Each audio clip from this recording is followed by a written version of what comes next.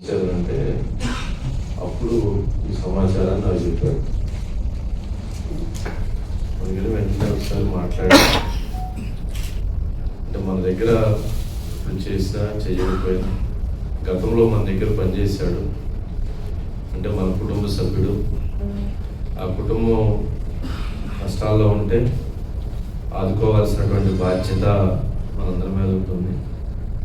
ఆ కుటుంబానికి మహాన్యూస్ వైపు నుంచి 50,000 రూపాయలు అందజేస్తున్నాం. అదేవిధంగా ఆ కుటుంబంలో చిన్నపిల్లలు కనుక ఉంటే వాళ్ళని చదివించేందుకు మహాన్యూస్ నుంచి,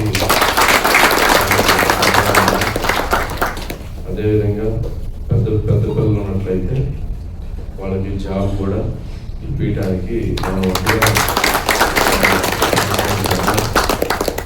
అందరం సమిష్టిగా తీసుకున్నటువంటి నిర్ణయం ఇది.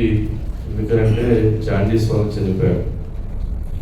నేనేం చెప్తున్నానంటే మీరు రిపోర్టింగ్లో మీరు అగ్రెసివ్గా పనిచేస్తే సమస్యలు ఆ టైంని మీరు ఆ కేటాయించాల్సినటువంటి టైంని లేదా ఇతర వ్యసనాలకో లేదా ఇతర వాటికి అలవాటు పడి మీ టైంని తినకుండా లేదా మీరు డిస్టర్బ్ చేసుకుంటే హెల్త్ని పాడు చేసుకుంటే ఇటువంటి చోటు చేసుకుంటున్నాయి. ఇటీవల కాలంలో 2-3 జర్నలిస్టులు అంటే మన దగ్గరనే కాదు బయట కూడా అట్లా హఠాత్ మరణం చెందారు. అందుకని ప్రతి ఒక్కరూ ఆరోగ్యాన్ని కూడా జాగ్రత్తగా చూసుకోండి. మీ అందరూ ఆరోగ్యాన్ని కూడా చాలా జాగ్రత్తగా చూసుకోండి.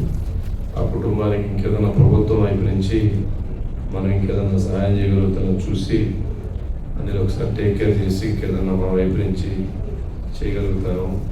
హాస్పిటల్ బిల్స్ కానీ అలా సీఎంఆర్ఎఫ్ కానీ అట్లాంటివి ఏమన్నా కూడా వాటిని కూడా ఇప్పించండి.